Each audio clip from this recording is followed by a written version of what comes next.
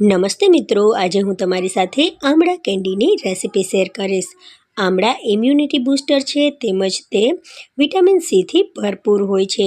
તે આપણી આંખો, ચામડી તેમજ વાળને મજબૂત બનાવે છે।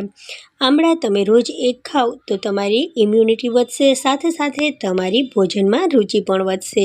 તો ચાલો આ મજેદાર રેસિપી શરૂ કરીએ। તો આ માટે મેં અહીંયા આમળા લીધા છે।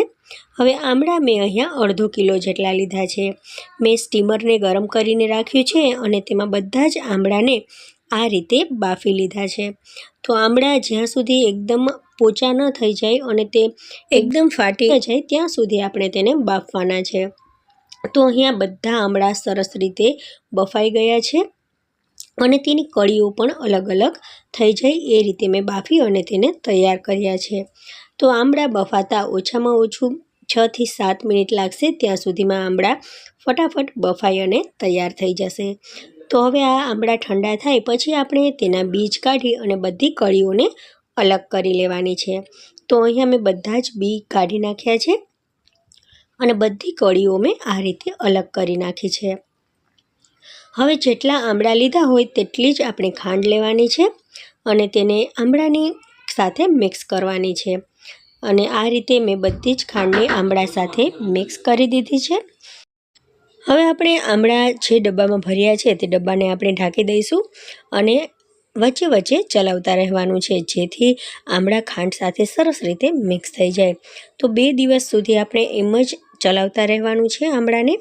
હવે 2 દિવસ પછી તમે જોશો કે આ રીતે ખાંડનું પાણી થઈ ગયું છે। હવે એક વાસણમાં આપણે આ રીતે ગરણી રાખી અને બધા આમળાને પાણીથી અલગ કરી નાખશું।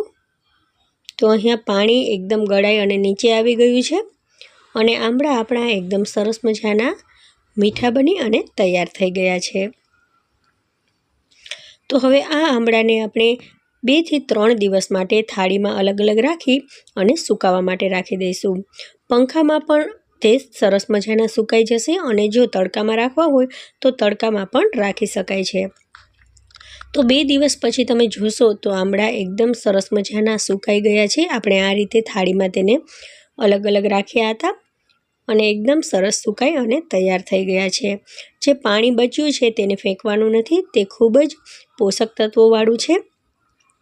તમે તેમાં થોડુંક ઠંડુ પાણી નાખી અને પી શકો છો। ખૂબ જ પૌષ્ટિક પાણી આ હોય છે, તો તેને ફેંકવું નહીં અને તેને રોજ પીવામાં ઉપયોગમાં લેવું।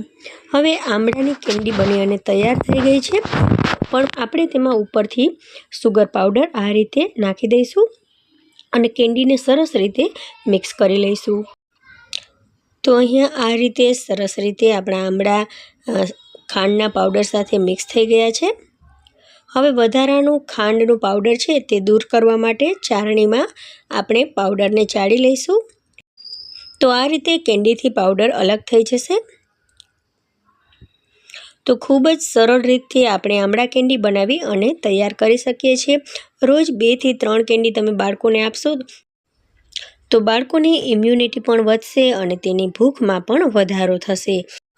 આંખોની તંદુરસ્તીમાં પણ એ વધારો કરશે।